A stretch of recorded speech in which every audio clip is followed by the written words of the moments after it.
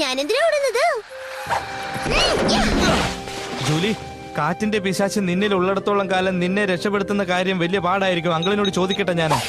Hello, അങ്കിളാണ് സംസാരിക്കുന്നത്. Uncle, ഡ്രാഗോയും അനുയായികളും ജൂലിയുടെ സ്കൂളിനകത്ത് കയറി പറ്റി. ജാക്കി, ജാക്കി. സോറി, നിനക്കൊട്ടും സമയമില്ല, അതുകൊണ്ട് ഒരുങ്ങിക്കോ.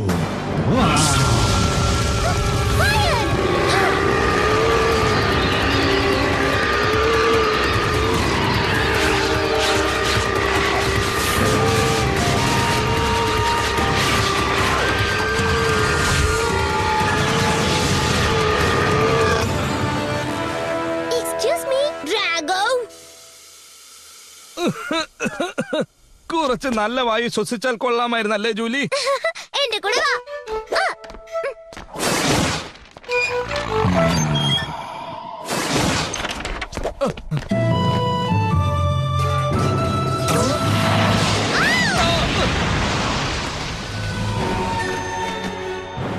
ജാക്കിയുടെ ശ്രദ്ധ തിരിക്കണം.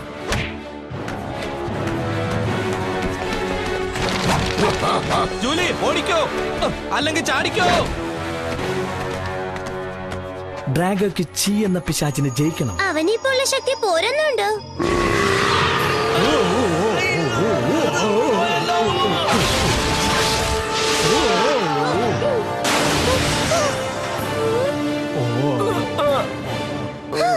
നിറം മാറിയത് കൊണ്ട് പ്രയോജനമുണ്ട്.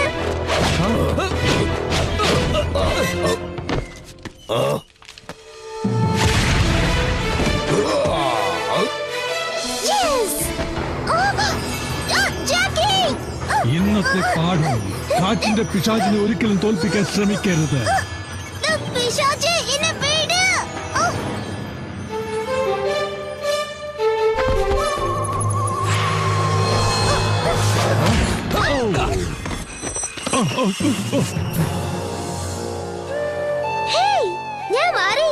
നീ പഴയ രൂപത്തിൽ മാറിയെങ്കിൽ അല്ല, അത് പിന്നെ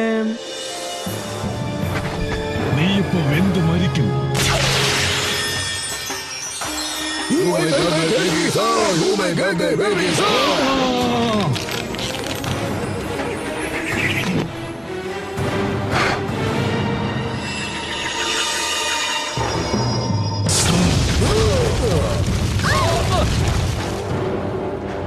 അങ്കിൾ, ഡ്രാഗോയ്ക്ക് ഇപ്പോഴും തീയുടെ പിശാചിന്റെ ശക്തിയുണ്ട്.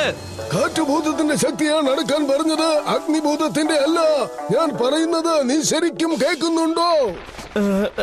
ഞങ്ങള് സഹായിക്കണോ ബോസ്? ഒന്നിനും കൊള്ളാത്ത വിഡ്ഢികൾ, ഇതാ പിടിച്ചോ.